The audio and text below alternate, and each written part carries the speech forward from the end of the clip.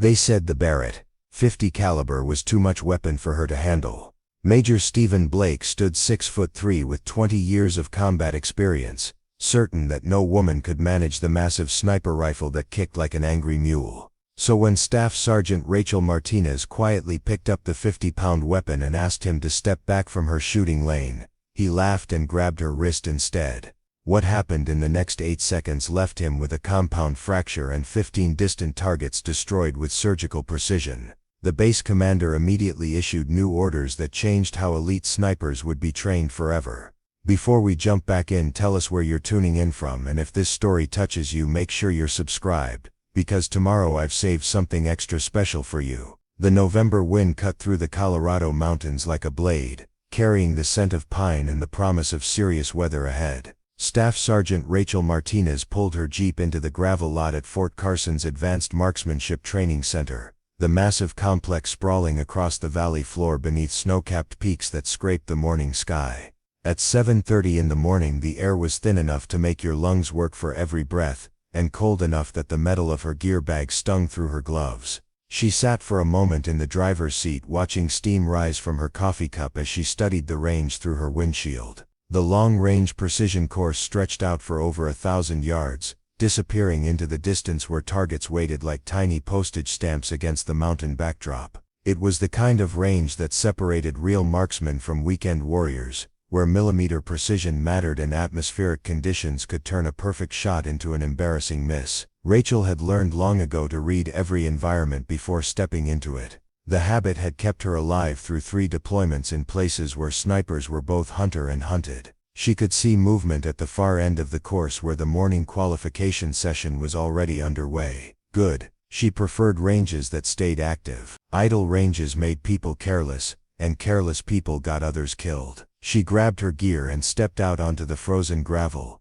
boots crunching as she made her way toward the main building. The Advanced Marksmanship Training Center wasn't just another Army facility. It was where the military's elite long-range specialists came to push the boundaries of what was possible with precision weapons. Marines, Navy SEALs, Air Force Security Forces, and Army Rangers all rotated through these courses, each branch convinced they produced the finest marksmen in the world. Rachel had been assigned here for 2 months, long enough to understand the delicate politics but not long enough for anyone to feel comfortable around her. At 32, she carried herself with the quiet confidence of someone who had spent years perfecting her craft in places where mistakes measured themselves in body counts. Small-framed but lean, with dark hair pulled back in a regulation bun and brown eyes that seemed to catalog everything they saw. She spoke in the precise economical language of someone who understood that unnecessary words could be just as dangerous as wasted ammunition. The other instructors had started calling her thorough,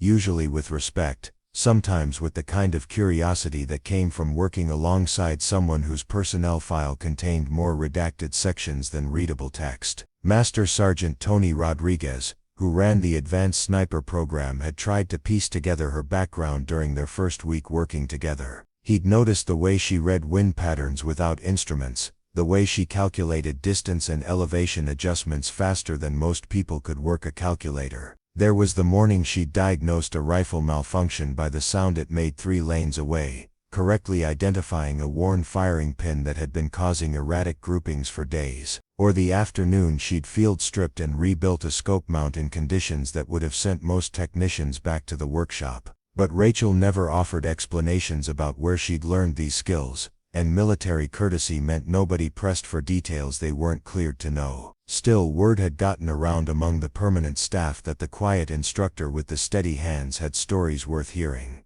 even if she wasn't telling them. She was halfway through checking the morning's ammunition allotment when she heard them coming. 4 voices, confident and loud, cutting through the mountain air like they owned everything the morning light touched. Rachel didn't need to turn around to recognize the particular blend of authority and arrogance that walked with certain types of officers. They rounded the corner of the equipment building in a formation that spoke of hierarchy and mutual reinforcement. Major Stephen Blake led the group, his dress uniform still showing creases from the cleaner and his bearing suggesting that every room he entered immediately became his to command. At 38, Blake had the kind of command presence that came from years of being the smartest, strongest or highest-ranking person in most situations. His blonde hair was cut to regulation perfection, and his blue eyes held the confidence of someone who had never encountered a problem he couldn't solve through superior firepower or louder volume. Behind him walked Captain Mike Thompson, a thick-set man with graying temples and the solid build of someone who had spent his career turning theory into practice.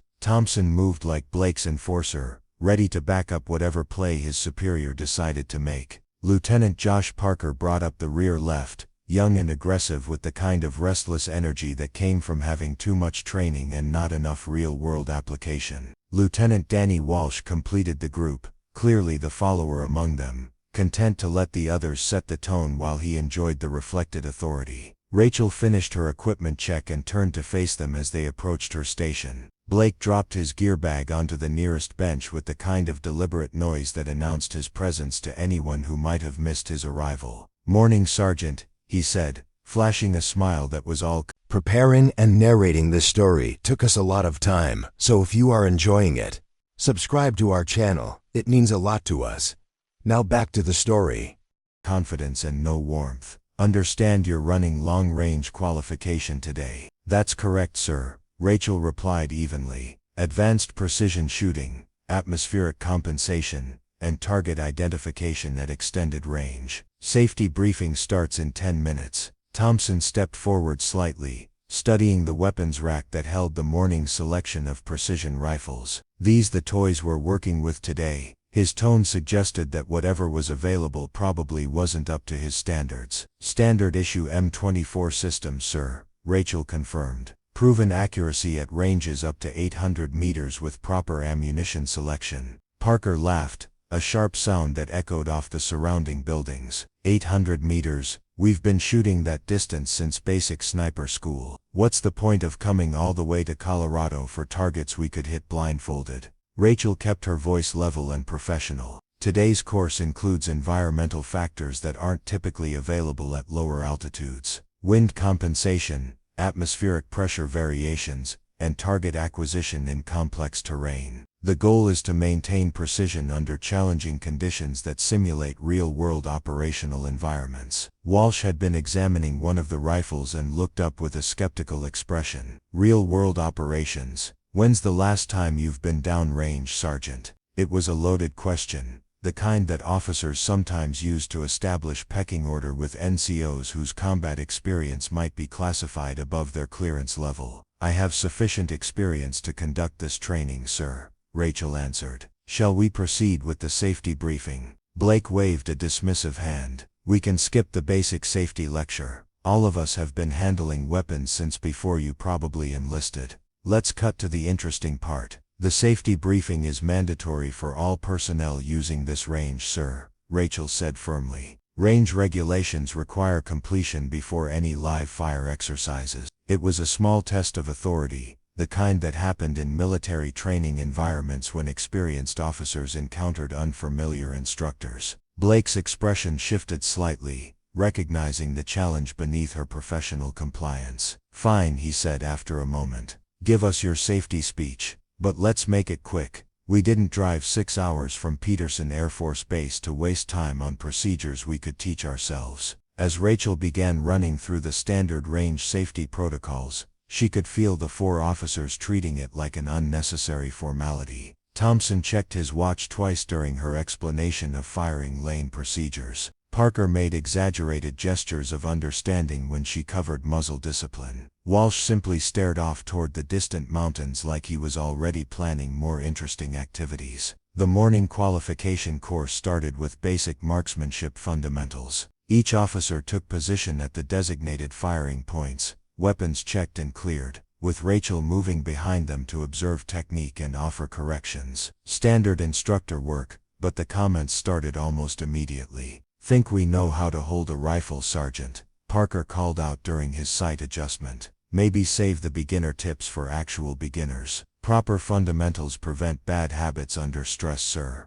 Rachel replied calmly. "Even experienced shooters benefit from technical review." Blake lined up his first shot and squeezed the trigger with theatrical precision. The round struck the target several inches left of center. "Interesting wind conditions up here," he announced loudly enough for the other lanes to hear. Must be why locals have trouble with long-range accuracy. Rachel moved to his position and studied his target through binoculars. Your sight picture is correct, sir, but you're anticipating recoil. Try following through on your trigger squeeze and calling your shots. Blake turned to look at her with an expression that suggested she had just explained arithmetic to a mathematics professor. I've been shooting precision rifles since you were in middle school, Sergeant. I think I know how to manage recoil. Thompson completed his string of shots and stepped back from his rifle. These weapons are adequate for basic training, I suppose. What we really need is something with more capability, something that can reach out and touch targets at real distance. Walsh nodded enthusiastically, like a Barrett system. Now that's a weapon that commands respect.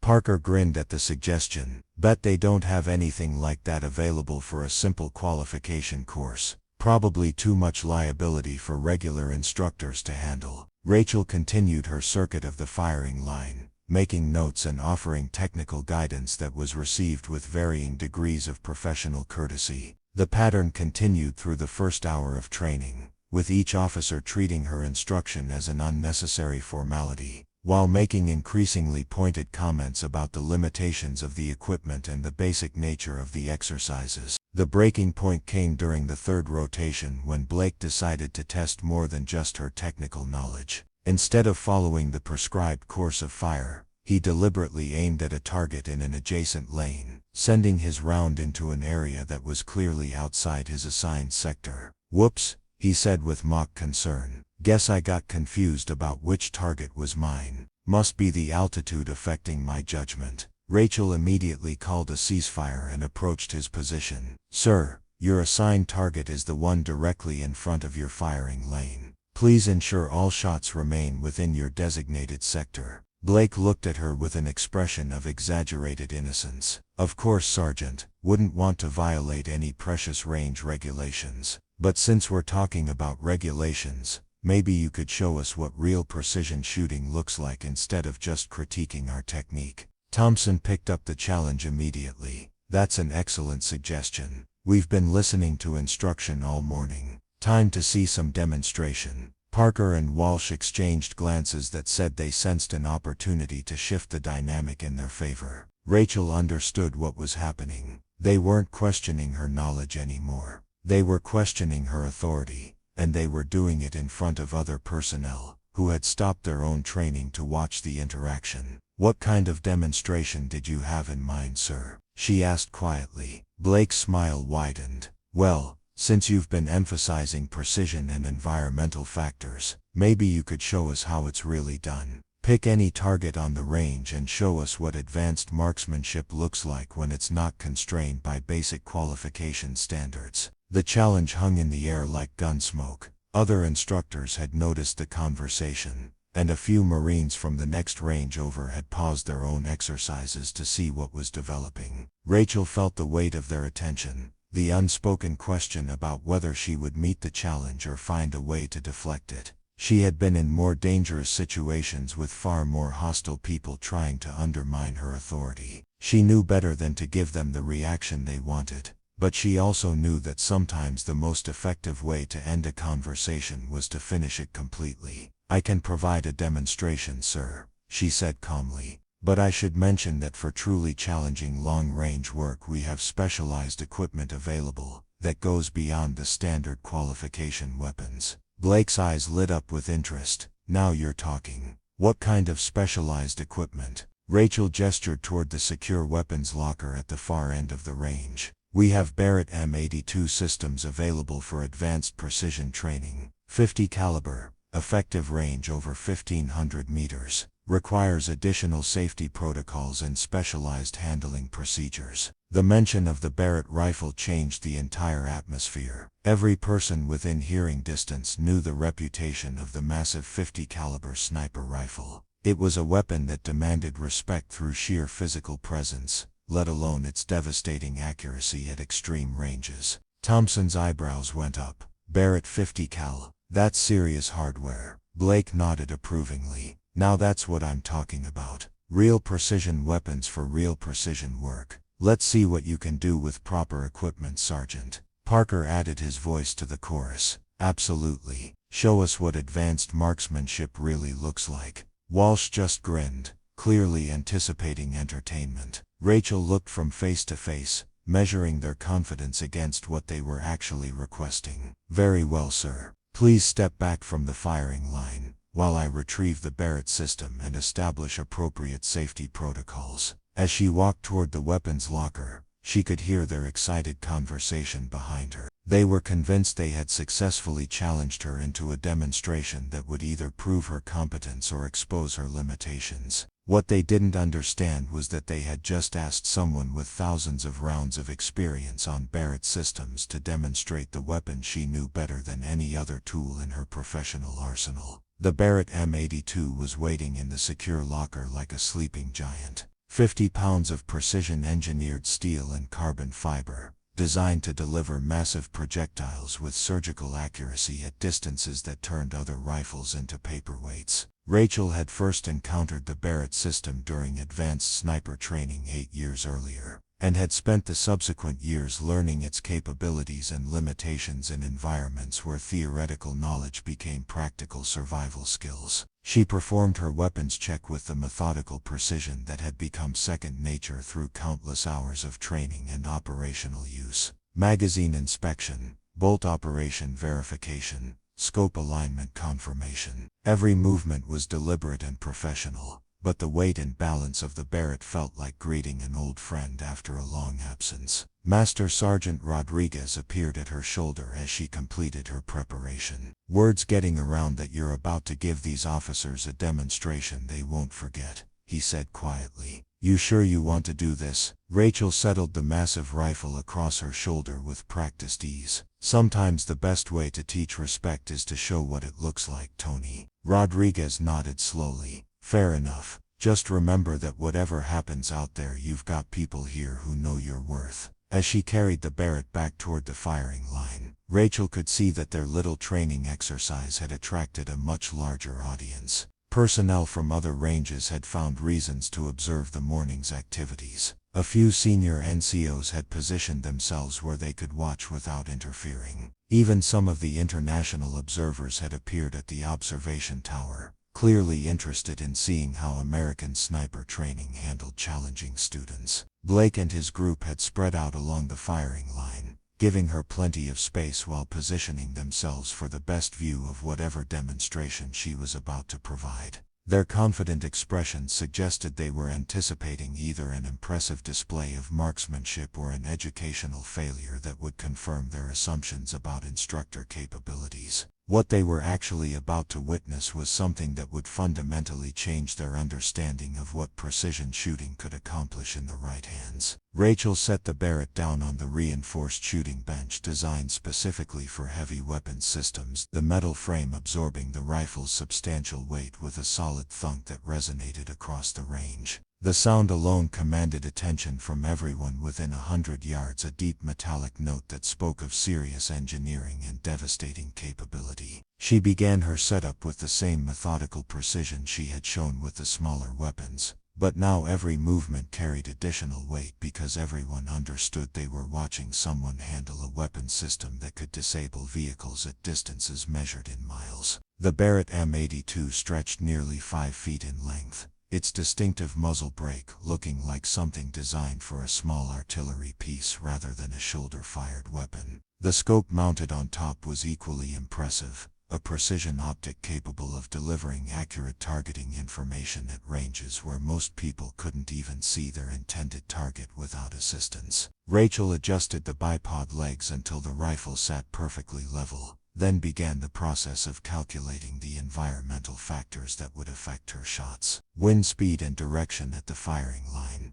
estimated wind conditions downrange, atmospheric pressure at altitude, temperature variations that would affect ballistic performance. She pulled out a small notebook and began making calculations that most people would need a computer to complete, her pen moving quickly across the paper as she translated environmental observations into precise mechanical adjustments. Blake watched her work with growing interest, recognizing that whatever else might be true about this instructor, she clearly understood the technical requirements of long-range precision shooting. Thompson moved closer to observe her preparation process, noting the way she checked and rechecked each calculation before making any adjustments to the rifle's settings. Parker and Walsh positioned themselves where they could see both Rachel's work and the distant targets she would presumably be engaging. The targets at the far end of the range looked impossibly small from their current position, tiny squares of paper that seemed to shimmer in the mountain air like mirages. Lieutenant Colonel James Morrison had been observing the morning's training from the elevated observation tower, but now he descended the metal stairs with deliberate steps that rang against the steel framework. Morrison was the kind of officer who commanded respect through quiet competence rather than loud authority. His silver hair and weathered face telling the story of someone who had spent decades making life and death decisions in places where mistakes had permanent consequences. He had been watching the interaction between Rachel and the visiting officers with growing interest, recognizing the familiar pattern of experienced personnel testing unfamiliar instructors. Morrison positioned himself near the range control station where he could observe without interfering, but his presence added another layer of significance to whatever demonstration was about to unfold. Other senior personnel had begun gathering as well, drawn by the sight of the Barrett rifle and the obvious tension that had developed around this particular training exercise. Sergeant First Class Lisa Chen joined the growing group of observers, her own credentials as a precision shooting instructor giving her a professional interest in seeing how Rachel would handle both the challenging weapons system and the equally challenging students. Master Sergeant Rodriguez checked his watch and then called out across the range in a voice that carried clearly through the thin mountain air. Range is clear for heavy weapons systems. All personnel maintain safe distances and observe hearing protection protocols. The formal announcement made it clear that whatever was about to happen was sanctioned and official, removing any question about whether Rachel had authorization to proceed with her demonstration. Rachel completed her final calculations and began loading the Barrett with the massive 50 caliber rounds that gave the weapon its reputation. Each cartridge was nearly 6 inches long and looked more like something designed for an anti-aircraft gun than a precision rifle. She seated the magazine with a solid click that seemed to echo off the surrounding mountains, then cycled the bolt to chamber the first round.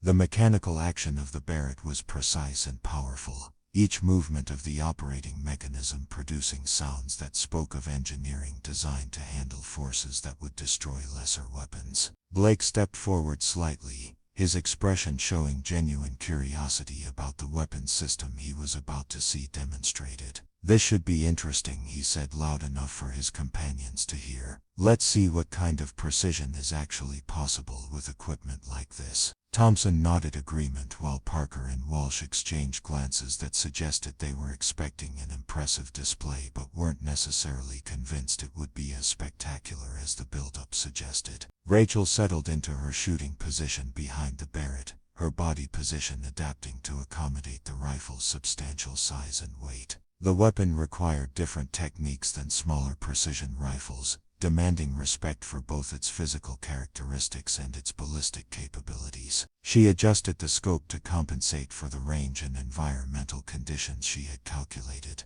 then began the process of acquiring her first target through the powerful optic. The scope brought the distant targets into sharp focus, revealing details that were invisible to the naked eye from their current position. Rachel could see individual scoring rings on targets positioned at ranges that would challenge most conventional weapons systems, let alone most shooters. She selected a target at approximately 1,200 meters, well beyond the effective range of the weapons they had been using earlier in the morning, and began the breathing and concentration routine that preceded any serious precision shot. Major Blake watched her preparation with growing appreciation for the technical complexity of what she was attempting. He had considerable experience with precision weapons himself, enough to recognize that shooting at extended range required skills that went far beyond basic marksmanship. The wind conditions alone were challenging enough to make accurate shooting difficult, and the altitude added atmospheric variables that could affect bullet trajectory in ways that demanded both knowledge and experience to compensate effectively. Captain Thompson found himself impressed despite his earlier skepticism about the morning's training value. The Barrett rifle was clearly a serious piece of equipment, and Rachel's handling of it suggested familiarity that went beyond basic instructor qualification. Lieutenant Parker had stopped making casual comments, recognizing that whatever was about to happen deserved his full attention rather than continued attempts at establishing dominance through verbal challenges. Lieutenant Walsh positioned himself where he could observe both Rachel's technique and the target she had selected, using his own binoculars to see if he could spot the impact point when she finally took her shot. The target looked impossibly distant through his optics, a small square that seemed to dance in the heat shimmer rising from the valley floor. He began to understand that if Rachel could actually hit that target with consistent accuracy, she possessed skills that significantly exceeded anything he had encountered in his own training and experience. Rachel's breathing had settled into the deep, controlled rhythm that preceded serious precision shooting.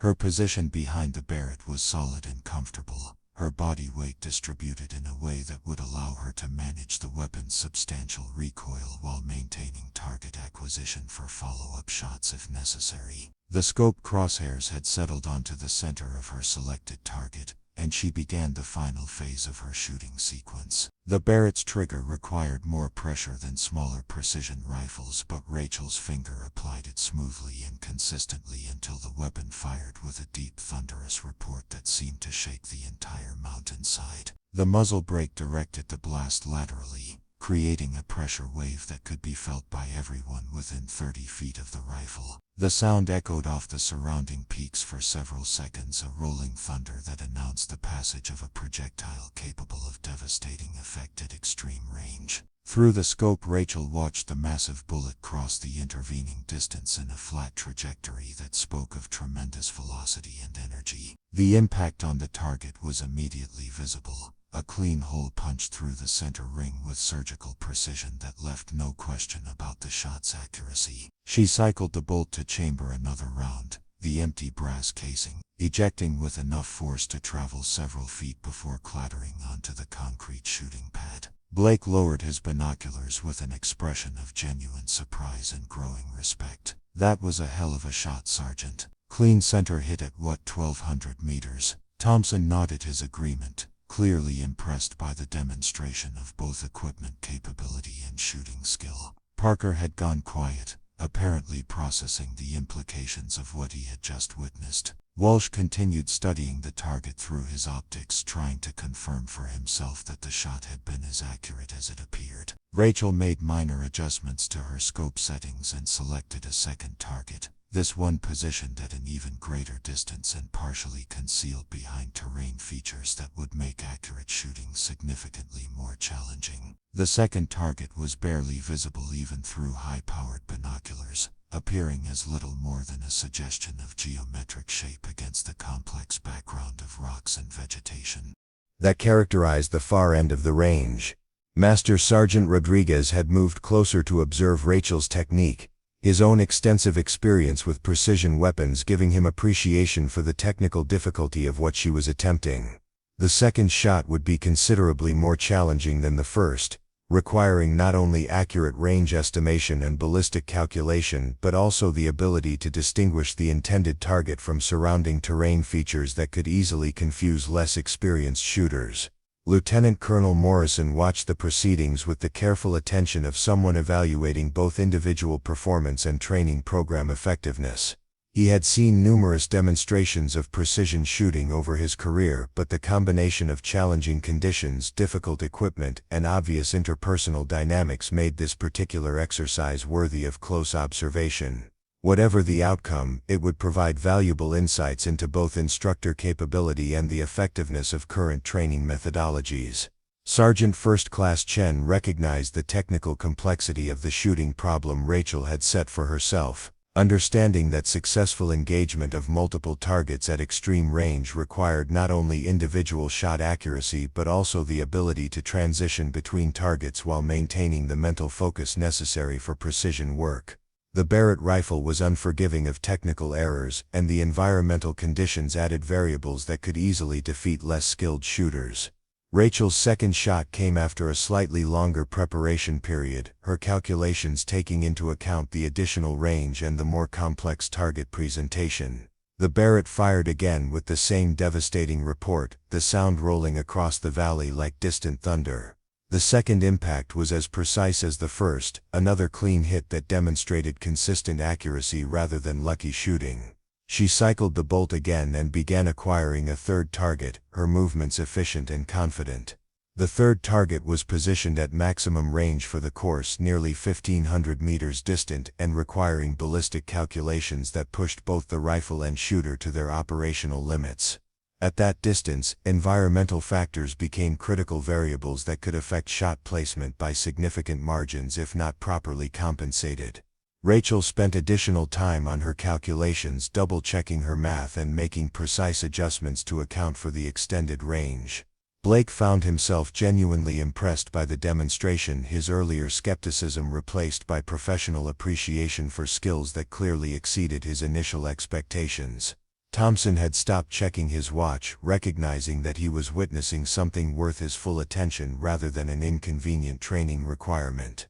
Parker and Walsh had abandoned their casual attitudes, both men focusing intently on the technical aspects of what Rachel was accomplishing with apparent ease. The third shot struck home with the same precision as the first two, confirming that Rachel's accuracy was not the result of favorable conditions or fortunate circumstances but rather the product of genuine expertise with the weapon system and the environmental factors that affected its employment. She had now successfully engaged 3 targets at ranges that would challenge most precision shooters, doing so with equipment that demanded both technical knowledge and physical skill to operate effectively. But Rachel was not finished with her demonstration. Instead of declaring the exercise complete, she began acquiring additional targets across the range, her scope sweeping systematically across the distant terrain as she identified suitable engagement points for continued shooting. The Barrett rifle had sufficient magazine capacity for additional shots, and she clearly intended to use that capability to provide a more comprehensive display of both her abilities and the weapon's potential. Major Blake stepped closer to the shooting position, his professional curiosity overcoming his earlier desire to establish dominance through verbal challenges. "May I ask what your background is with Barrett Systems, Sergeant?" His tone had shifted from condescending to genuinely interested, reflecting a growing understanding that Rachel's competence with the weapon extended far beyond basic instructor qualification. "I have extensive experience with .50 caliber precision systems, sir," Rachel replied without taking her eye from the scope.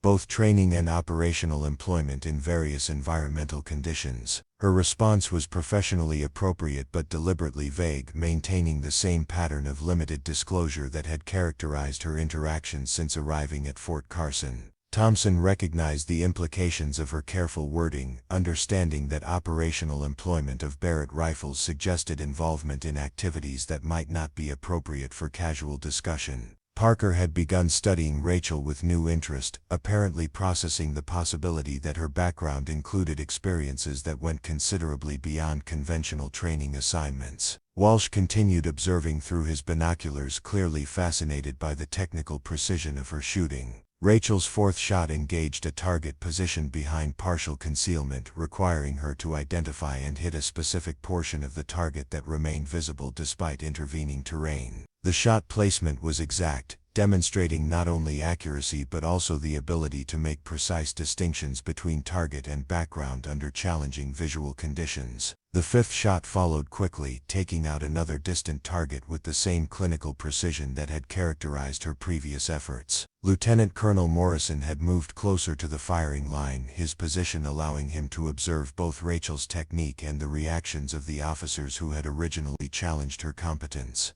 The dynamic had clearly shifted from testing to learning, with Blake and his companions now focused on understanding how Rachel was achieving such consistent accuracy rather than questioning whether she possessed the necessary skills. Master Sergeant Rodriguez checked his range cards to verify the distances Rachel was engaging, confirming that her targets were positioned at ranges that represented genuine challenges for even experienced precision shooters. The atmospheric conditions added complexity that would normally require extensive preparation and multiple ranging shots to overcome, yet Rachel was achieving first-round hits with apparent consistency. Sergeant First Class Chen had begun taking notes on Rachel's technique, recognizing that she was observing methods and procedures that could enhance her own instruction capabilities. The systematic way Rachel approached each target, the efficiency of her calculations, and the smoothness of her shooting sequence all suggested training and experience that went beyond standard military sniper schools. The sixth shot took out a target at approximately 1,400 meters, the impact clearly visible through binoculars despite the extreme range. Rachel's follow-through was immediate and professional, cycling the bolt and beginning target acquisition for her next shot without pause or celebration. The seventh shot engaged a target positioned at a different elevation, requiring her to compensate for both range and angular considerations that added complexity to her ballistic calculations. Blake had completely abandoned his earlier attitude of casual superiority, now watching Rachel's work with the focused attention of someone recognizing genuine expertise. Thompson was clearly impressed, his body language indicating respect for skills that exceeded his initial expectations. Parker and Walsh had stopped making comments entirely, both men absorbed in observing a level of precision shooting that surpassed anything in their previous experience. The eighth shot demonstrated Rachel's ability to engage targets under time pressure, her preparation and execution flowing smoothly from target acquisition through impact assessment without unnecessary delay.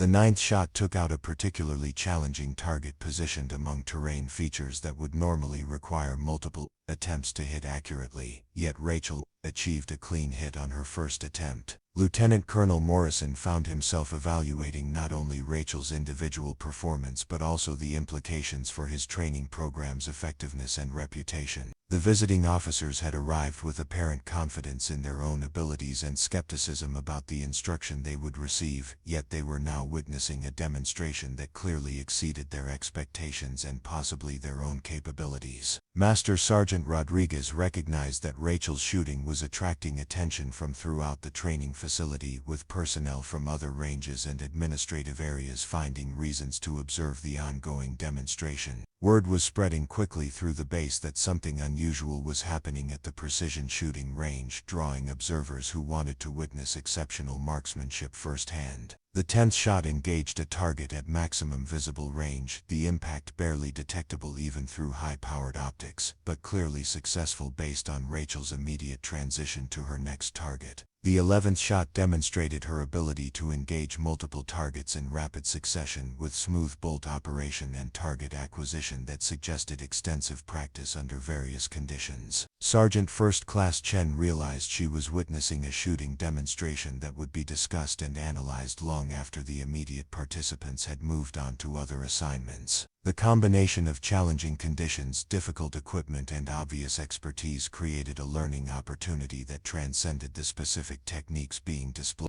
The 12th shot took out another distant target with the same precision that had characterized Rachel's entire performance, confirming that her accuracy was consistent rather than sporadic. The 13th shot engaged a target positioned at an angle that required complex ballistic calculations, yet the impact was as precise as her previous efforts. The 14th shot demonstrated her ability to compensate for changing wind conditions, adjusting her aim point to account for environmental variables that had shifted during her shooting sequence. As Rachel prepared for her 15th and final shot, the entire range had fallen silent except for the occasional whisper of wind through the mountain passes. Every observer understood they were witnessing something exceptional, a demonstration of precision shooting that combined technical knowledge, physical skill, and mental discipline in ways that few people could achieve. The final target was positioned at extreme range and partially concealed, representing the most challenging shot of the entire sequence. Rachel took additional time with her final calculations, ensuring that her last shot would maintain the standard of precision she had established throughout the demonstration. The Barrett rifle had performed flawlessly, cycling smoothly through 14 rounds without malfunction or accuracy degradation. Her shooting position remained solid and comfortable, testament to proper technique and extensive experience with the weapon system. The 15th shot struck home with devastating accuracy, completing a shooting demonstration that left no question about Rachel's competence with precision weapons or her ability to perform under observation and pressure. She had successfully engaged 15 targets at ranges extending to the limits of the course, achieving consistent accuracy that would have been remarkable even under ideal conditions, let alone the challenging environment of high-altitude mountain shooting. Major Blake stood quietly for several moments after the final shot, processing what he had just witnessed and apparently reconsidering his initial assumptions about both the instructor and the training program. Captain Thompson had lowered his binoculars and was studying Rachel with obvious respect, his expression indicating recognition that he had encountered someone whose abilities significantly exceeded his expectations. Lieutenant Parker seemed to be struggling with the implications of what he had observed, his previous confidence in his own abilities apparently shaken by exposure to a level of competence he had not previously encountered.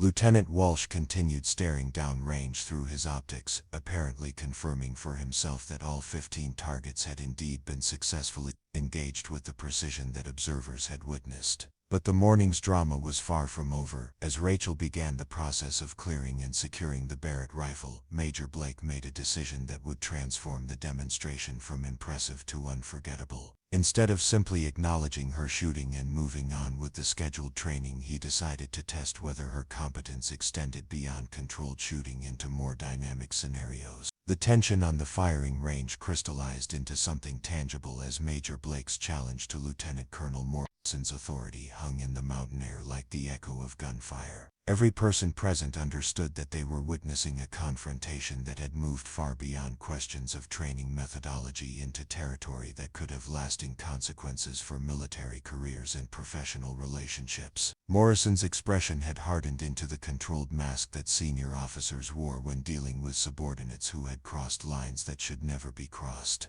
Blake seemed oblivious to the gravity of what he had just done, his focus remaining fixed on his desire to create what he considered a more real test of Rachel's capabilities. "Colonel," he continued, apparently interpreting Morrison's silence as an opportunity to elaborate on his position. "We're talking about a simple stress test that any competent instructor should be able to handle. If Sergeant Martinez is as skilled as her shooting demonstration suggests, she shouldn't have any difficulty with slightly more challenging conditions." Captain Thompson stepped forward with obvious urgency, recognizing that his longtime colleague was digging himself into a hole that would be difficult to escape. "Stephen," he said quietly but firmly, "stand down, you're out of line here." His use of Blake's first name and the directness of his language indicated the seriousness of the situation and his assessment that immediate intervention was necessary to prevent further escalation. Lieutenant Parker and Lieutenant Walsh had moved closer to the group but remained silent, apparently understanding that junior officers had no role to play in a confrontation between their superiors and a lieutenant colonel. Their expressions showed growing awareness that the morning's activities had taken a turn that none of them had anticipated or desired. Master Sergeant Rodriguez had positioned himself near the range control station, ready to implement whatever directives Morrison might issue regarding the situation. Sergeant First Class Chen had withdrawn to a position that allowed her to observe without becoming directly involved in what was clearly developing into a serious disciplinary matter.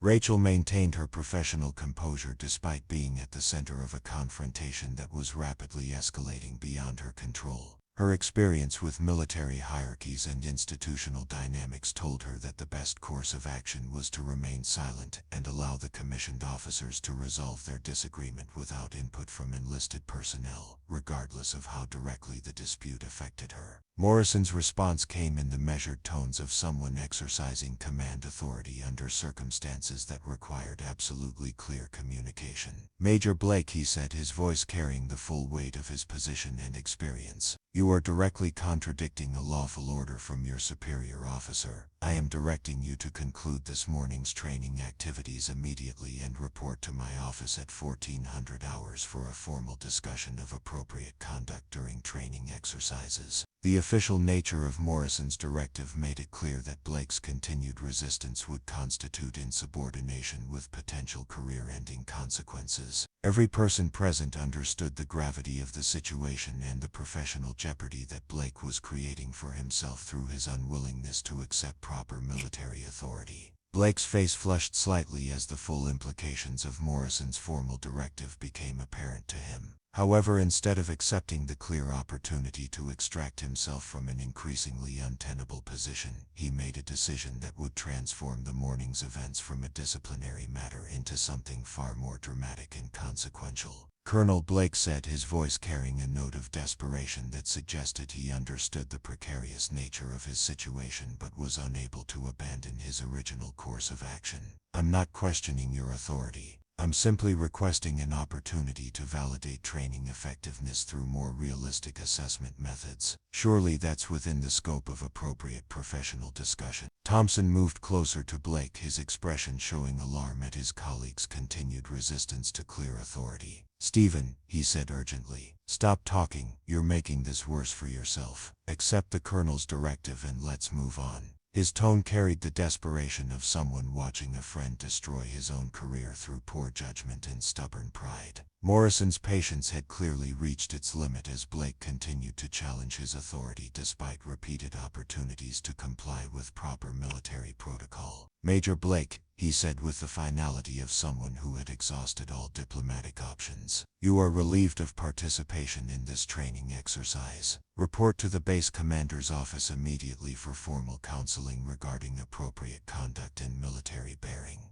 The severity of Morrison's action sent shockwaves through the assembled personnel. Relief from training duties and referral to the base commander represented serious disciplinary measures that could have lasting consequences for Blake's military career. The situation had escalated far beyond what anyone had anticipated when the morning's activities began. Blake's response to Morrison's disciplinary action would determine whether the confrontation concluded with his departure from the range or escalated into something even more serious. His face showed a mixture of anger, embarrassment, and desperation as he processed the reality of his situation and the limited options remaining to him. Instead of accepting Morrison's directive and departing the range with whatever dignity remained available to him, Blake made a decision that would be discussed and analyzed in military leadership courses for years to come. He turned toward Rachel with an expression that combined frustration, anger, and a desperate need to prove his original point regardless of the consequences. "Sergeant Martinez," he said, his voice carrying an edge that made everyone present tense with apprehension, "since the colonel seems unwilling to allow proper assessment of your capabilities, perhaps you'd be willing to participate in a simple demonstration of competence under realistic conditions, something that doesn't require official approval or bureaucratic oversight." Rachel recognized immediately that Blake was attempting to involve her in his confrontation with Morrison, placing her in an impossible position between competing authorities and potentially compromising her own professional standing. Her expression remained carefully neutral as she processed the implications of Blake's request and formulated an appropriate response. "Colonel Morrison," she said formally, addressing the senior officer present rather than responding directly to Blake's inappropriate solicitation, "I am prepared to follow whatever directives you consider appropriate for the remainder of this training exercise." Her response was professionally correct and made it clear that she recognized proper military authority rather than Blake's unauthorized attempts to continue his challenge. Morrison nodded approvingly at Rachel's appropriate response, but his attention remained focused on Blake's continued insubordination. "Major Blake," he said with unmistakable finality, "you are ordered to depart this training facility immediately and report to the base commander as directed. Any further interference with training activities will result in formal charges under the Uniform Code of Military Justice."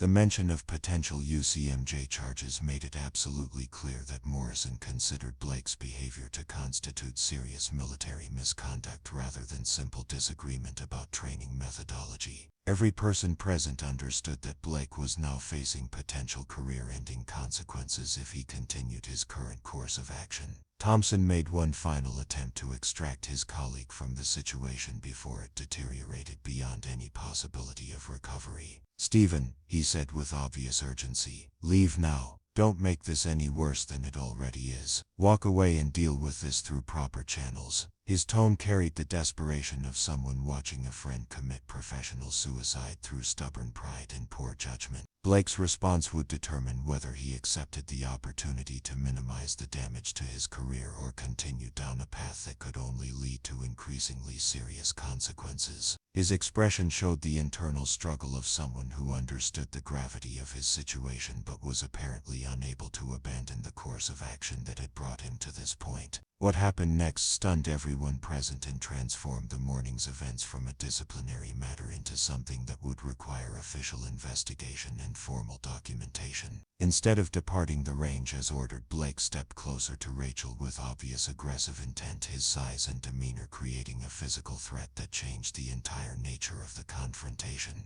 "I don't need the Colonel's permission to test your abilities," he said, his voice carrying an edge of violence that made every observer step back involuntarily. "Let's see how well you shoot when someone's actually challenging your competence instead of just watching from a safe distance." His words were accompanied by a movement toward Rachel that was clearly intended to intimidate rather than communicate. Rodriguez immediately began moving toward the confrontation while reaching for his radio to summon additional security personnel. Chen had stepped back toward the range control station, positioning herself to provide whatever assistance might be required. Morrison was moving toward Blake with obvious intent to physically intervene if necessary. Rachel's training and experience in hostile environments immediately activated as she recognized that Blake's behavior had crossed from professional misconduct into potential physical threat. Her posture shifted subtly as she prepared to defend herself if Blake's aggressive approach continued to escalate. Years of training in personal protection and close-quarters combat had prepared her for exactly this type of situation, though she had not expected to encounter it during a routine training exercise. Blake's next action eliminated any question about his intentions and triggered a response that would become legendary throughout the military training community. He reached out and grabbed Rachel's wrist in what was clearly intended as a demonstration of physical dominance, his grip tight enough to cause pain and his expression showing satisfaction at what he apparently considered a successful assertion of control.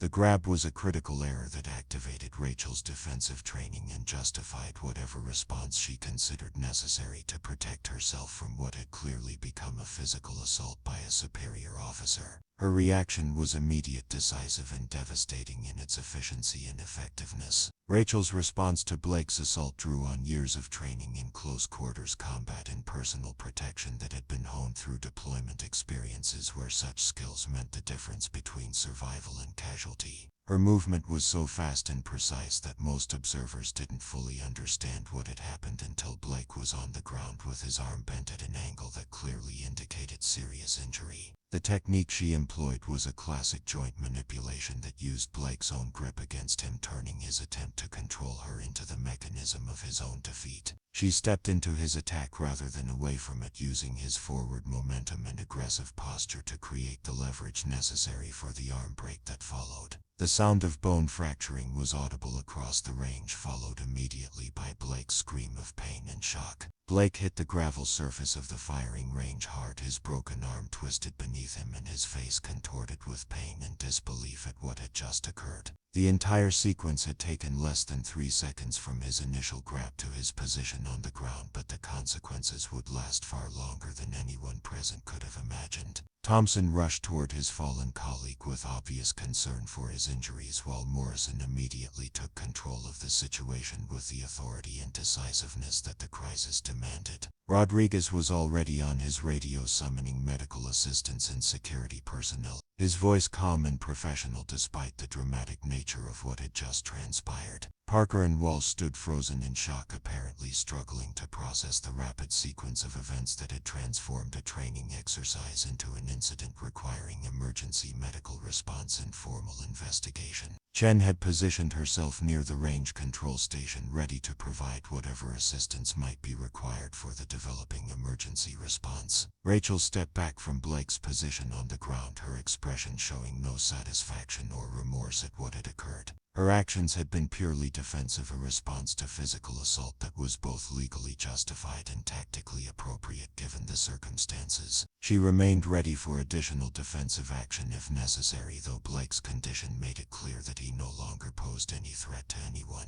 Medical personnel arrived within minutes of Rodriguez's call, their response time reflecting the high priority that military installations placed on emergency situations involving personnel injuries. The medics immediately began assessment and stabilization of Blake's broken arm while preparing him for evacuation to the base medical facility for comprehensive treatment. Morrison began the process of securing the scene and gathering initial statements from witnesses, understanding that the incident would require thorough investigation and formal documentation. The physical assault by a commissioned officer against an enlisted instructor during an official training exercise represented a serious breach of military discipline that would have far-reaching consequences for all parties involved. Thompson accompanied the medical team as they prepared Blake for evacuation, his expression showing deep concern for his colleague's physical condition and obvious awareness of the professional consequences that would follow from the morning's events. Parker and Walsh were interviewed separately by Morrison, their accounts providing official witness testimony to the sequence of events that had led to Blake's injury. Rodriguez completed his initial incident report while maintaining range security and ensuring that proper protocols were followed for the investigation that would inevitably follow. Chen provided her own witness statement, her account corroborating the defensive nature of Rachel's actions in the unprovoked assault that had precipitated the confrontation.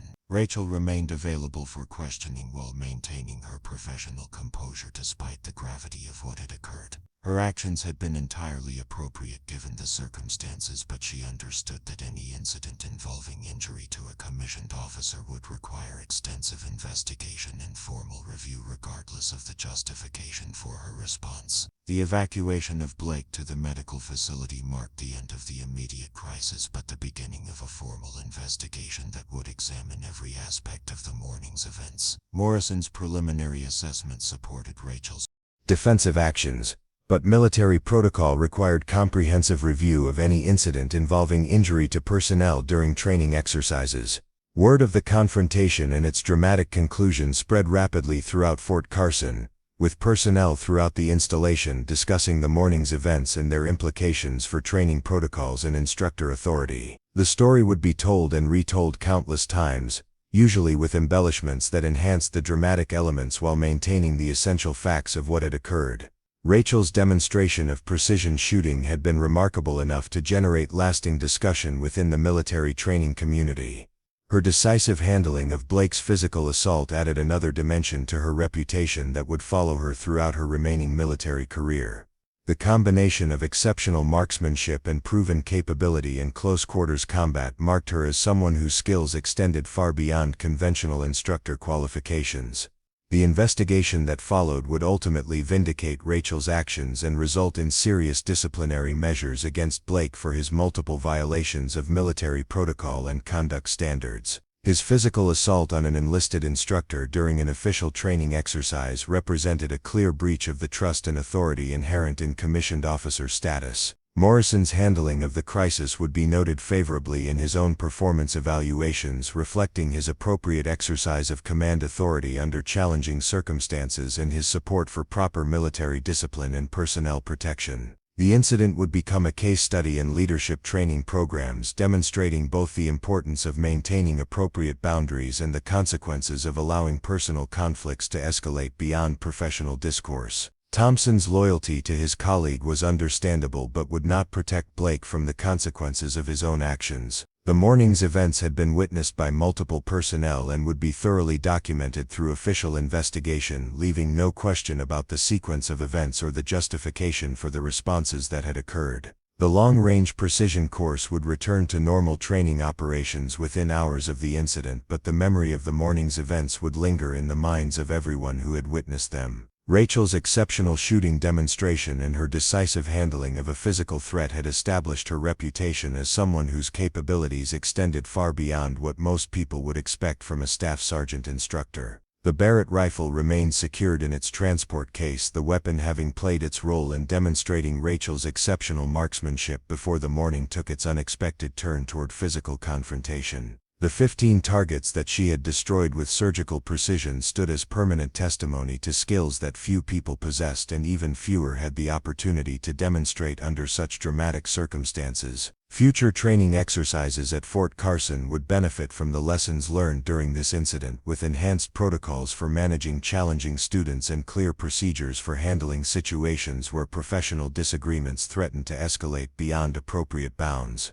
Rachel's example would serve as a reminder that competence and professionalism could coexist with the capability to handle threats when circumstances required decisive action. 3 months after the incident that would forever change Fort Carson's training protocols, Staff Sergeant Rachel Martinez stood before a packed auditorium at the National Defense University in Washington, D.C. The venue was filled with senior military officers, defense contractors, and international observers who had gathered for the annual Advanced Marksmanship Symposium. Word of the Colorado confrontation had spread throughout the global military community, transforming Rachel from an obscure instructor into one of the most sought-after speakers on precision shooting and crisis management. The invitation to present at NDU had arrived 6 weeks after the investigation concluded, signed by General Robert Hawkins himself. The 4-star general's personal interest in Rachel's case reflected the broader implications that military leadership saw in her actions. Her demonstration of exceptional marksmanship followed by decisive self-defense had created a perfect case study for modern military training challenges, combining technical excellence with real-world application under extreme pressure.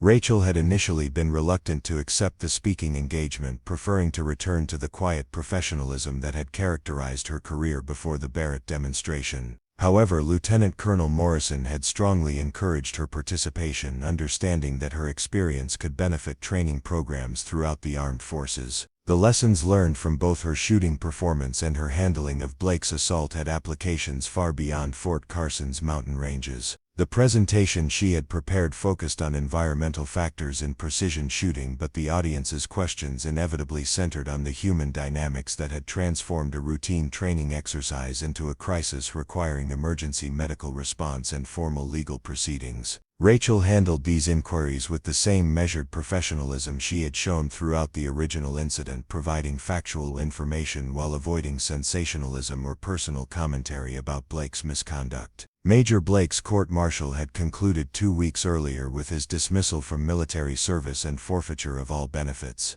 The proceedings had been swift and decisive, with overwhelming evidence supporting the charges of assault and conduct unbecoming an officer. Blake's defense attorney had attempted to argue that stress and misunderstanding had contributed to his client's actions, but the testimony from multiple witnesses and the physical evidence of his unprovoked attack had made conviction inevitable. Captain Thompson had testified on Blake's behalf during the sentencing phase, describing his colleague's previous service record and requesting leniency in consideration of 20 years of military duty. However, the military justice system's commitment to protecting enlisted personnel from officer abuse had resulted in the maximum allowable punishment. Blake's career ended not with the retirement ceremony he had once anticipated, but with a dishonorable discharge that would follow him for the remainder of his civilian life. Thompson himself had escaped formal disciplinary action, though his association with Blake's misconduct had effectively ended his own career advancement. He had been transferred to a staff position at the Pentagon, where his administrative skills could be utilized without the leadership responsibilities that his poor judgment during the Fort Carson incident had called into question.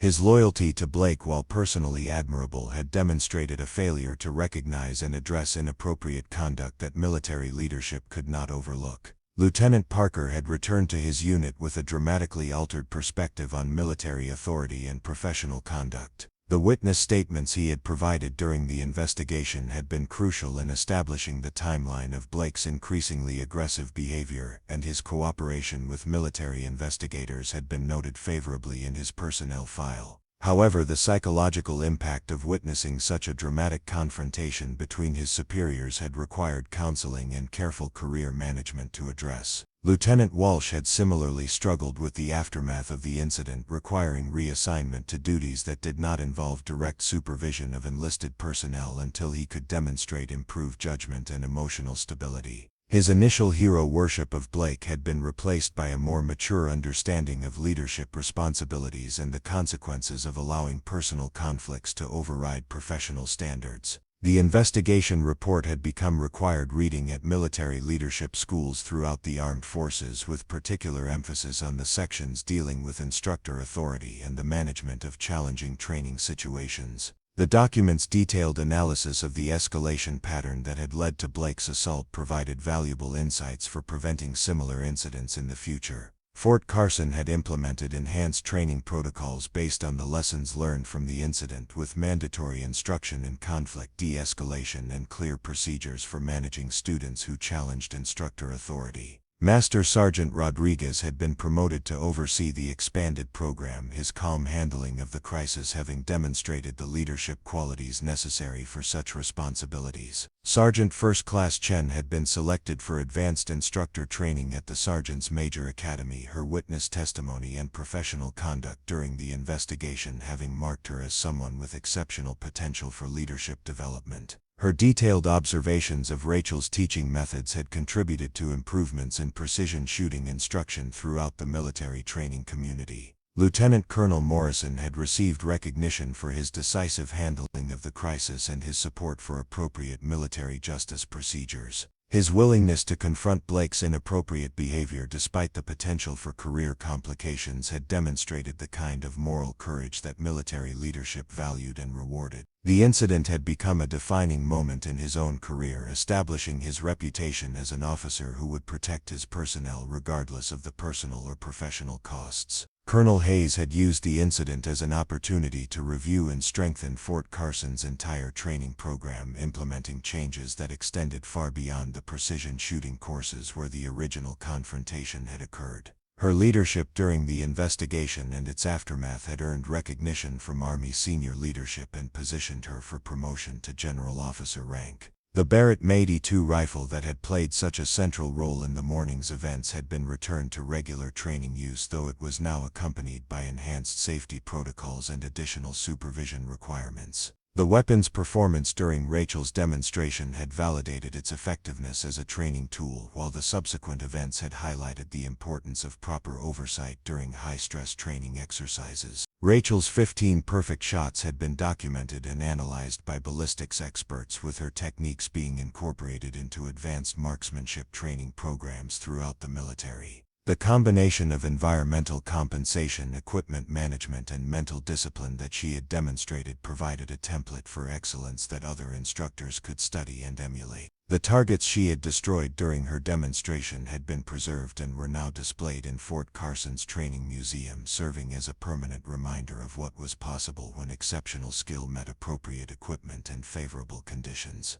Visitors to the installation regularly requested to see the targets, often expressing amazement at the precision that had been achieved under field conditions rather than controlled laboratory circumstances. Training enrollment at Fort Carson had increased dramatically following publicity about the incident, with military units from around the world requesting access to the advanced marksmanship programs that had produced such exceptional results. The installation's reputation for excellence had been enhanced rather than damaged by the morning's events, despite the serious nature of the confrontation that had occurred. International military observers had begun incorporating the case study into their own training programs, recognizing that the challenges of managing difficult students and maintaining instructor authority were universal concerns that transcended national boundaries. The incident had generated discussion and policy changes in military organizations throughout NATO and allied nations. Rachel's speaking engagement at the National Defense University concluded with extended applause and numerous requests for follow-up consultations with various military units and training organizations. Her reluctant acceptance of the public attention that had resulted from the incident reflected her understanding that her experience could benefit others facing similar challenges in their own professional environments. The questions from the audience had ranged from technical inquiries about precision shooting techniques to broader discussions about leadership, authority, and crisis management under pressure.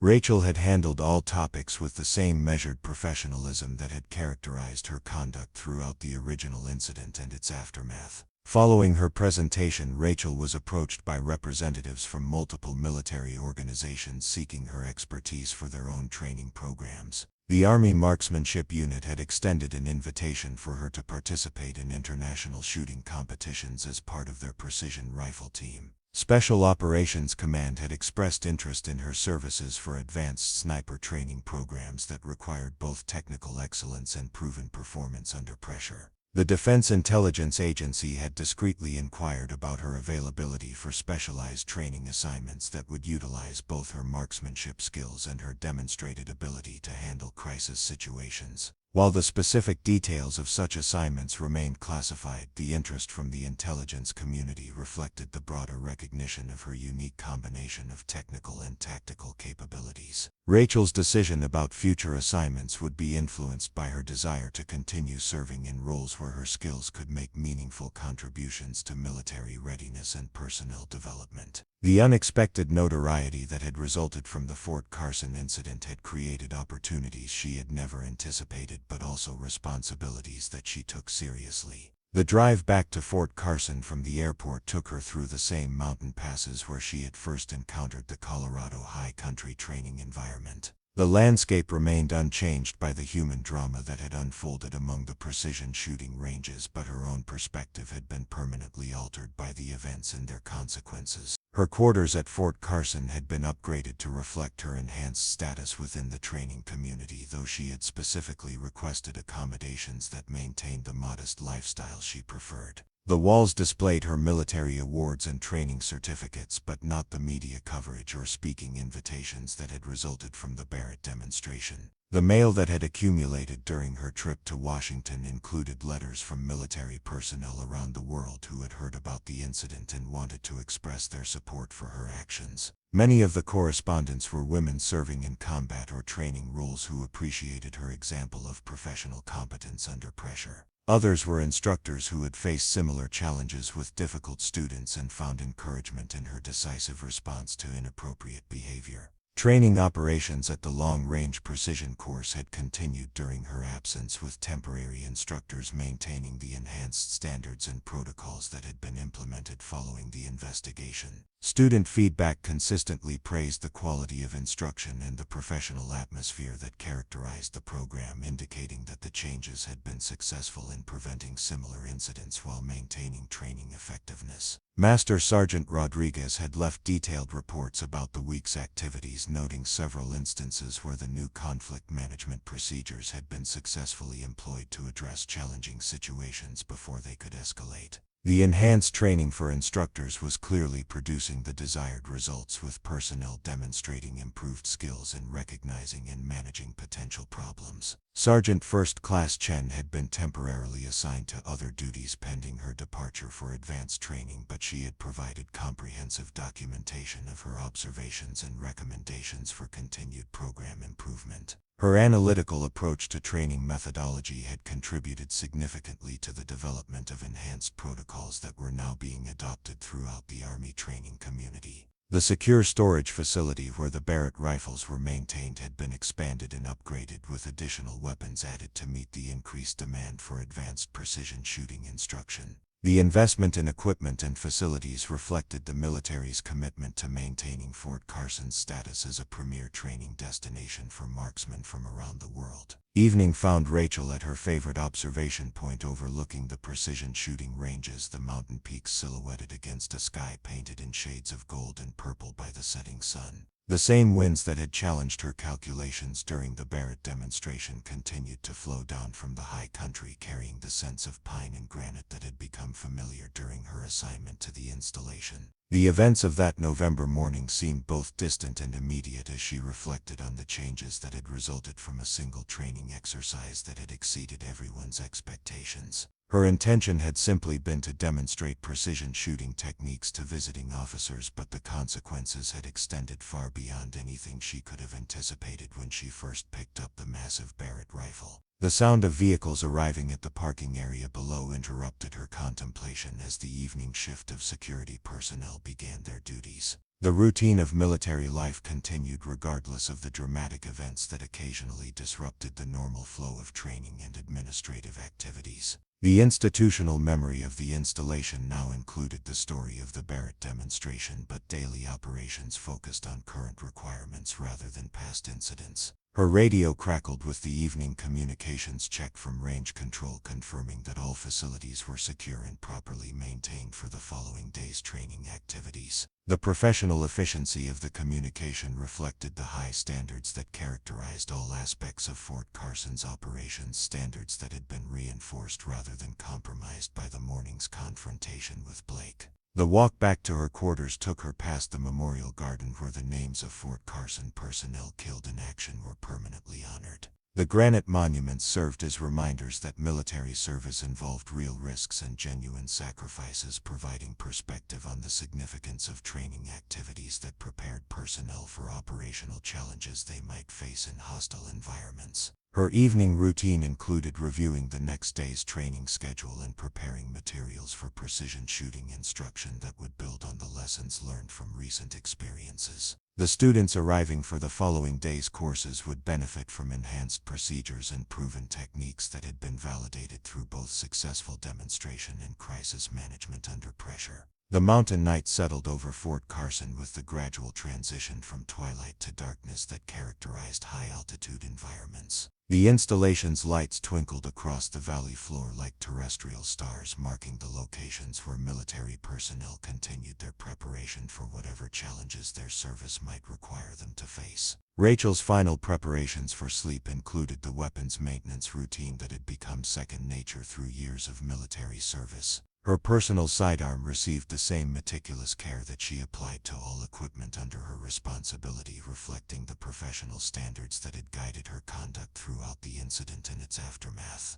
The memory of Blake's broken arm and shocked expression would remain with her permanently, not as a source of satisfaction but as a reminder of the serious consequences that could result from allowing personal conflicts to escalate beyond professional boundaries. Her defensive response had been necessary and appropriate, but the human cost of the confrontation served as a cautionary example of what could happen when military discipline broke down. Sleep came easily despite the weight of recent events and future responsibilities, her confidence in having acted appropriately providing the peace of mind necessary for rest. The morning would bring new students fresh challenges and continued opportunities to demonstrate the excellence that had become her professional trademark. The Barrett M82 rifle rested in its secure storage location, ready for the next demonstration of precision shooting capabilities under more conventional circumstances. The weapon had performed flawlessly during the memorable morning when 15 distant targets had fallen to surgical accuracy, establishing a standard of excellence that would inspire and challenge future generations of precision marksmen.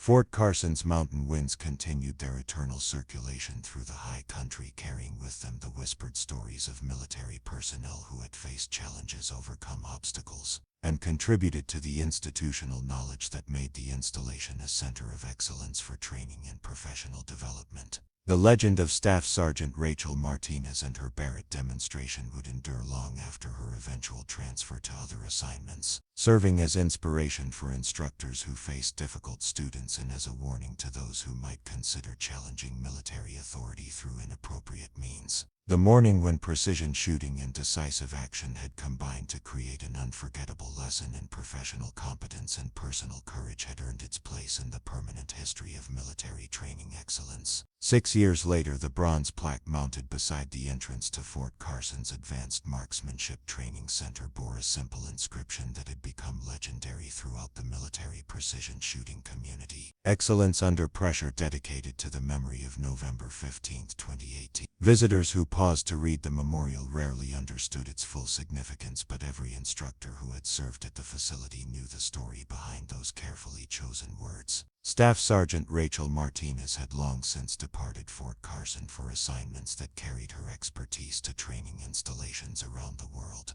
But her influence on military marksmanship instruction continued to expand with each passing year. The techniques she had demonstrated during that memorable morning had been codified into official training doctrine, while her handling of the subsequent crisis had become required study for military leaders at all levels. The Barrett M82 rifle she had used for her legendary demonstration now resided in a place of honor at the Army Marksmanship Unit headquarters, its serial number recorded in the historical archives alongside the documentation of her 15 consecutive hits at extreme range. Ballistics experts had analyzed every aspect of her shooting performance using the data to develop enhanced training methods that were now employed throughout NATO and allied military organizations. Major Stephen Blake's name had been quietly removed from all official records at Fort Carson, his disgrace serving as a permanent reminder of the consequences that awaited military personnel who allowed personal conflicts to override professional judgment. The compound fracture Rachel had inflicted on his arm during their brief encounter had healed properly, but his career had never recovered from the court-martial proceedings that followed his assault on an enlisted instructor.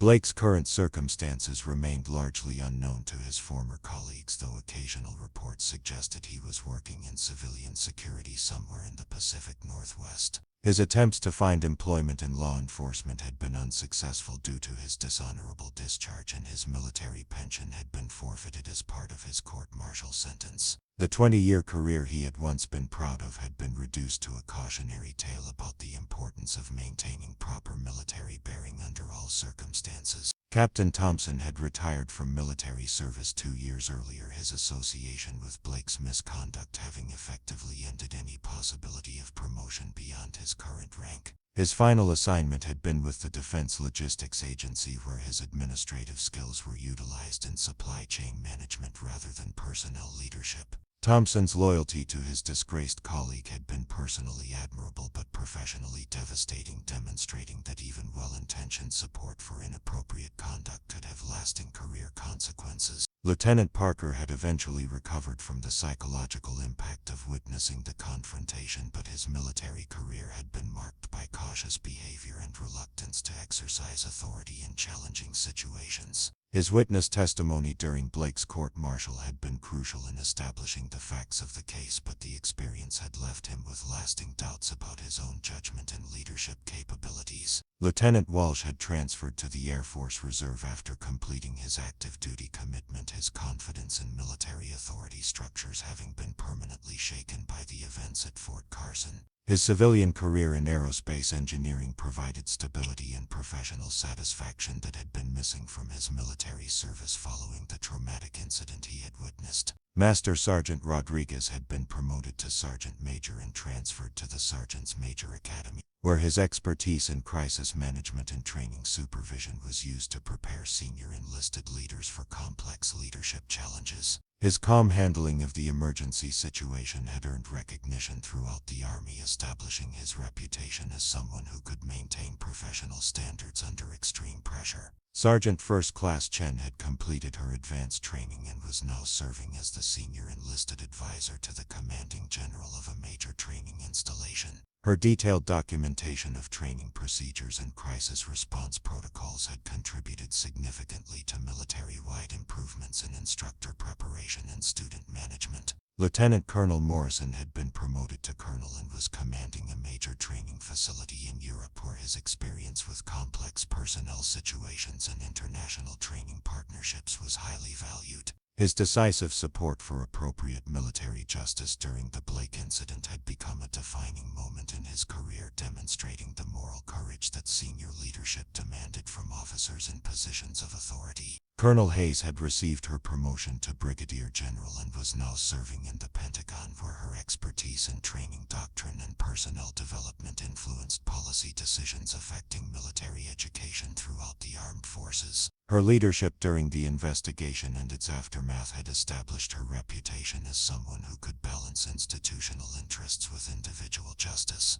The Criminal Investigation Division report on the incident had been declassified and was now used as a case study in military justice courses at universities throughout the United States. Law schools regularly assigned the case to students studying military law and command authority, using the detailed documentation to illustrate the complexities of jurisdiction and evidence in military legal proceedings. Fort Carson's advanced Marksmanship Training Center had expanded significantly in the years following the incident, with new facilities and enhanced equipment reflecting the increased demand for precision shooting instruction. The installation now hosted students from over 30 allied nations, all seeking to learn the techniques that had been validated through Rachel's exceptional demonstration. The long-range precision course where the original confrontation had occurred remained largely unchanged, though enhanced safety protocols and additional supervision requirements reflected the lessons learned from Blake's misconduct. Students who trained on the course often requested information about the legendary shooting performance that had established Fort Carson's reputation for excellence. International military organizations had incorporated the case study into their own leadership training programs, recognizing that the challenges of managing difficult personnel and maintaining institutional authority were universal concerns that transcended national boundaries. Military academies in allied nations regularly featured the incident in discussions about professional conduct and crisis management. The defense contracting community had also taken notice of the implications, with several companies developing enhanced training simulators designed to replicate the environmental conditions and stress factors that had characterized Rachel's demonstration. These systems were now used throughout the military training community to prepare marksmen for the kind of real-world challenges they might encounter in operational environments. Rachel's current assignment remained classified at the appropriate security level, though reports occasionally surfaced of exceptional marksmanship performances at various international training exercises and competitive events. Her reputation within the special operations community had grown considerably, with multiple units requesting her expertise for specialized training programs that required both technical excellence and proven performance under pressure. The precision shooting techniques she had demonstrated during the Barrett rifle exercise had been studied and refined by military researchers, leading to improvements in equipment design and training methodology. Rifle manufacturers now incorporated features specifically designed to support the environmental compensation methods she had employed, while ammunition companies had developed specialized rounds optimized for extreme range accuracy. Training enrollment statistics at military marksmanship schools throughout the United States showed dramatic increases following publicity about the Fort Carson incident. Young soldiers and Marines specifically requested assignment to precision shooting programs, many citing Rachel's example as inspiration for their career choices. The military's investment in advanced marksmanship training had grown significantly, reflecting the recognition that such skills provided crucial capabilities for modern military operations. The psychological impact of the incident extended far beyond the immediate participants, influencing military culture in ways that were still being assessed by researchers and policy analysts. Studies of military leadership effectiveness showed measurable improvements in crisis management and personnel protection following the implementation of training protocols developed in response to the Blake case. Medical personnel who had treated Blake's injuries had incorporated the incident into their training programs for emergency response to training accidents.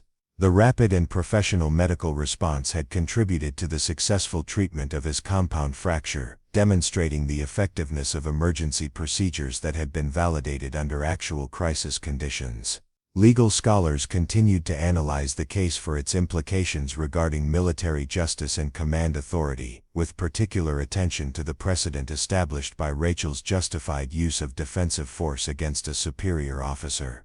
The clear documentation of Blake's assault and the appropriateness of her response had strengthened legal protections for military personnel facing similar threats. The broader military community had embraced the lessons learned from the incident, with enhanced training programs for officers and enlisted personnel focusing on recognition and prevention of inappropriate conduct. Anonymous reporting systems had been strengthened, and additional resources had been provided for personnel facing harassment or abuse from those in positions of authority. Women serving in combat and training roles throughout the military had found particular inspiration in Rachel's example, citing her combination of technical excellence and decisive crisis management as proof that competence and professionalism could overcome traditional barriers and biases. Military recruitment programs had begun featuring her story as an example of the opportunities available to women in previously male-dominated specialties. The weapons industry had also responded to the incident, with increased research and development focused on precision rifle systems that could match or exceed the performance characteristics Rachel had demonstrated with the Barrett M82. Several manufacturers had introduced new rifle designs specifically marketed to military and law enforcement customers seeking Fort Carson level accuracy and reliability. Training facility design had been influenced by the lessons learned from the incident, with new installations incorporating features that enhance safety and supervision capabilities while maintaining the realistic conditions necessary for effective instruction. Architecture firms specializing in military construction had developed standard designs that reflected the enhanced protocols implemented at Fort Carson. The intelligence community's interest in Rachel's capabilities had led to the development of specialized training programs that combined precision marksmanship with crisis management and cultural awareness skills needed for complex international assignments. These programs remained highly classified, but their existence reflected the recognition that her unique combination of technical and tactical abilities had applications beyond conventional military training.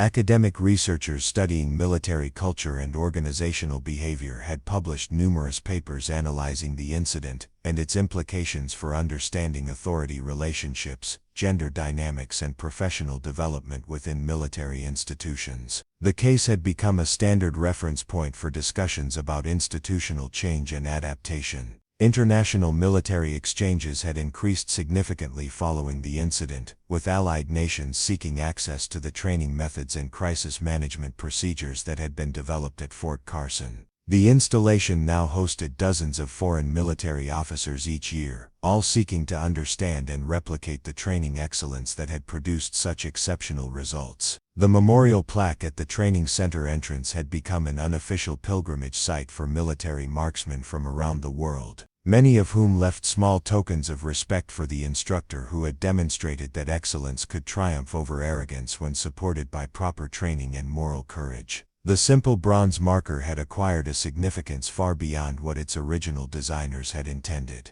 Veterans organizations had embraced Rachel's story as an example of military professionalism and courage, using her experience to illustrate the values and capabilities that characterized military service at its finest. Speaking engagements at veteran gatherings regularly featured references to the Fort Carson incident as proof that individual excellence could have lasting institutional impact. The continuing influence of that November morning extended into civilian sectors as well, with law enforcement agencies incorporating lessons learned from the incident into their own training programs for handling confrontational situations and maintaining professional standards under pressure. Police academies now taught crisis de-escalation techniques that had been developed based on analysis of the Blake confrontation. Corporate security firms had also taken notice of the implications, developing training programs for executive protection specialists that emphasized the importance of maintaining professionalism while being prepared for decisive action when circumstances required it.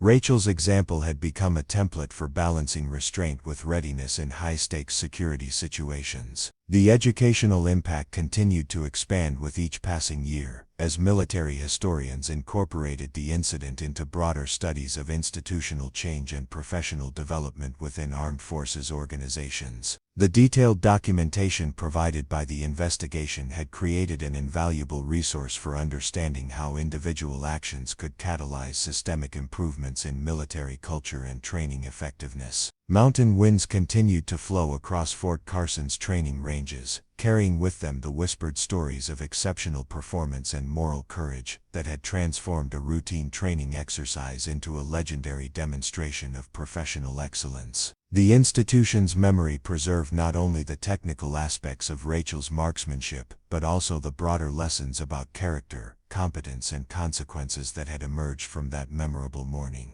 Future generations of military personnel would continue to benefit from the enhanced training protocols, improved safety procedures, and strengthened protections that had been developed in response to the incident. The investment in institutional learning and adaptation had yielded dividends that extended far beyond the immediate participants, creating lasting improvements that would serve military organizations for decades to come. The Barrett rifle used in the original demonstration had been retired from active service and preserved for historical display, its contribution to military training excellence permanently recognized through its inclusion in the Army's Heritage Collection. The weapon that had once served as a tool for proving exceptional marksmanship had become a symbol of the professional standards and personal courage that defined military service at its finest. Evening shadows stretched across the Colorado high country as another day of training concluded at Fort Carson, the cycle of professional development continuing uninterrupted despite the passage of time since the legendary events that had transformed the installation's reputation. Students who had never heard of Staff Sergeant Rachel Martinez benefited from training procedures and safety protocols that existed because of her actions, the invisible influence of excellence continuing to shape new generations of military professionals. The 15 targets she had destroyed with surgical precision during her Barrett demonstration had long since been replaced by new paper silhouettes, but the memory of that exceptional shooting performance lived on in the standards expected of every student who trained at the facility. Excellence had become the baseline rather than the exception, a transformation that honored the legacy of that memorable November morning when competence had triumphed over arrogance and professionalism had prevailed over misconduct. The mountain night settled over Fort Carson with the same eternal rhythm that had witnessed countless training exercises, but the institution bore the permanent imprint of a moment when individual excellence had catalyzed lasting change. The story would endure as long as military organizations valued competence, courage, and character, serving as proof that sometimes the most important battles were fought not against external enemies but against internal failures of leadership and professional standards. Rachel Martinez had moved on to new challenges and greater responsibilities, but her influence continued to ripple through military training communities around the world. The techniques she had demonstrated, the standards she had upheld, and the courage she had shown during a moment of crisis had become part of the institutional DNA that shaped how military organizations approach training, leadership, and professional development. The legacy lived on in every precision shot fired with enhanced accuracy, every crisis handled with improved protocols, and every military professional who understood that excellence was not negotiable and that professional standards were worth defending regardless of personal cost. The morning when 15 targets fell to perfect marksmanship and one broken arm taught lasting lessons about character and competence had earned its place in the permanent history of military training excellence. 10 years after the Barrett demonstration that changed military training forever, a weathered pickup truck pulled into the familiar gravel parking lot at Fort Carson's Advanced Marksmanship Training Center. The driver sat quietly for a moment watching morning steam rise from her coffee cup as she observed the bustling activity around the modern facility that bore little resemblance to the modest range where her life had taken such an unexpected turn a decade earlier. Rachel Martinez, now retired from active duty as a master sergeant, had returned to Colorado not for ceremony or recognition but for something far more personal. Her worn Carhartt jacket and faded blue jeans marked her as a civilian, though her posture and alert eyes still carried the unmistakable bearing of someone who had spent decades in military service. At 42, she moved with the careful precision of someone whose body had absorbed countless hours of training and more than a few operational deployments that remained classified even in retirement. The training center had evolved dramatically during her absence, with state-of-the-art buildings replacing the basic structures she remembered. Computer-controlled target systems now occupied ranges where paper silhouettes had once fluttered in the mountain wind. Advanced ballistics calculators had largely replaced the manual calculations she had performed with notebook and pencil during her legendary demonstration. Progress had arrived at Fort Carson, though she wondered privately whether something essential might have been lost in the transition to digital precision. Her purpose for returning was simple yet profound. Hidden in her jacket pocket was a letter that had arrived 3 weeks earlier, written in the careful handwriting of someone unaccustomed to formal correspondence. The author identified himself as Specialist Marcus Webb, a young soldier preparing for his first deployment to an undisclosed location where precision shooting skills might mean the difference between mission success and catastrophic failure. Webb had written that his instructors regularly referenced her Barrett demonstration as the gold standard for marksmanship under pressure, but he struggled with self-doubt about his abilities despite consistently high qualification scores. His letter asked not for autographs or war stories but for something more valuable: perspective on how someone develops the confidence necessary to perform when lives depend on accuracy and judgment. Rachel had driven 800 miles to provide that answer in person. The current range officer, a young staff sergeant whose name tape read Thompson, greeted her with the mixture of curiosity and respect that her reputation still generated among military marksmen. He had obviously been briefed about her visit, though his professional demeanor suggested he was uncertain about the appropriate protocol for welcoming a legend back to the scene of her most famous performance. Specialist Webb was waiting at the 1,000-meter firing line, his nervous energy visible even from a distance. Rachel approached slowly, giving the young soldier time to process her arrival and prepare himself for a conversation that might shape his understanding of military service for years to come. She had learned during her own deployment experiences that rushing such moments diminished their impact and missed opportunities for meaningful connection. Webb's first question surprised her with its directness. "Master Sergeant, were you scared that morning when Major Blake challenged you?" His earnest expression suggested genuine curiosity rather than idle fascination with her confrontation with the disgraced officer. Rachel appreciated his willingness to ask difficult questions rather than seeking comfortable platitudes about courage and confidence. Her answer came from years of reflection on that November morning and countless similar moments during operational deployments. "Terror and confidence aren't opposites," she explained, settling onto the bench beside him. "They're partners. The fear keeps you sharp and alive, while training gives you something reliable to fall back on when everything else feels uncertain. The trick is using both without letting either one control your decisions." Webb nodded thoughtfully, his expression suggesting he was processing implications beyond the immediate conversation. His next question revealed the deeper concern driving his anxiety about upcoming deployment.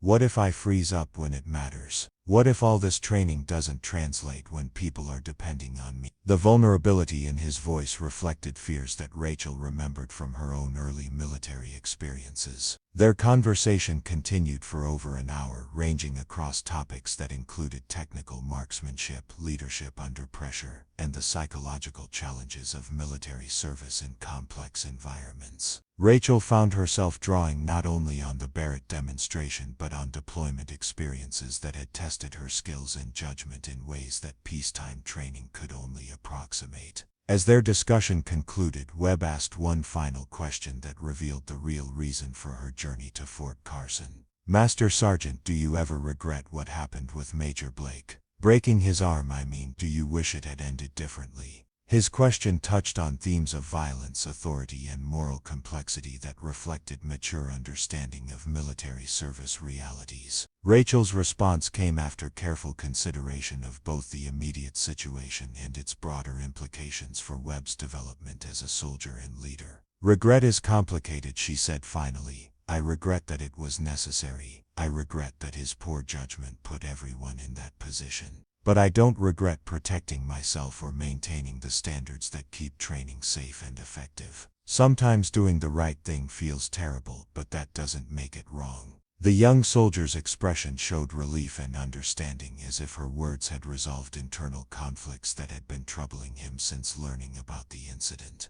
Their handshake before parting carried the weight of professional respect and mutual understanding that transcended rank and generational differences. Rachel's drive home took her through Denver and across the Great Plains, past landscapes that had witnessed the movements of countless military personnel throughout American history. Her retirement had brought geographic stability but also a sense of disconnection from the institutional purpose that had defined her adult life. The conversation with Webb had reminded her that influence could continue even after formal service ended. Her current work as a civilian contractor specializing in law enforcement training provided professional satisfaction and meaningful contribution to public safety, though it lacked the intensity and camaraderie that had characterized military service. The skills she had developed during 24 years in uniform remained relevant and valued, even if their application now involved different uniforms and civilian oversight. The house she had purchased in a small Montana town provided the solitude and natural beauty that complemented her transition to civilian life. The workshop behind the main building contained the precision tools and equipment necessary for the custom rifle work that had become both hobby and supplemental income.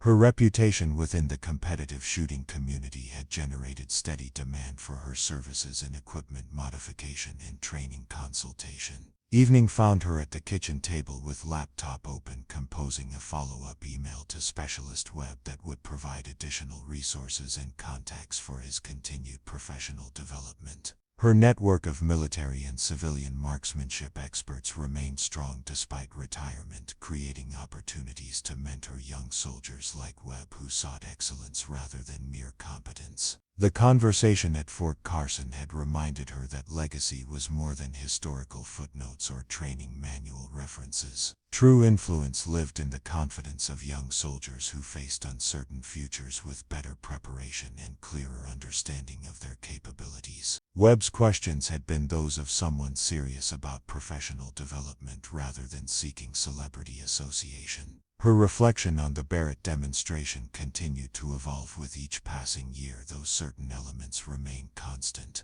The 15 perfect shots had been the product of preparation, practice, and favorable conditions rather than supernatural ability. The confrontation with Blake had been unfortunate but necessary, a defensive response to inappropriate aggression rather than premeditated violence. Both events had contributed to positive changes in military training and personnel protection. The institutional improvements that had followed the incident represented the best possible outcome from a regrettable situation. Enhanced safety protocols, improved instructor training, and strengthened protections for military personnel facing harassment or abuse had prevented similar incidents while maintaining training effectiveness. Her individual experience had catalyzed systemic improvements that benefited thousands of military personnel. The bronze plaque at Fort Carson would eventually be replaced by newer memorials and updated facilities, but the lessons embedded in military training doctrine would endure as long as armed forces valued precision, professionalism, and personnel protection.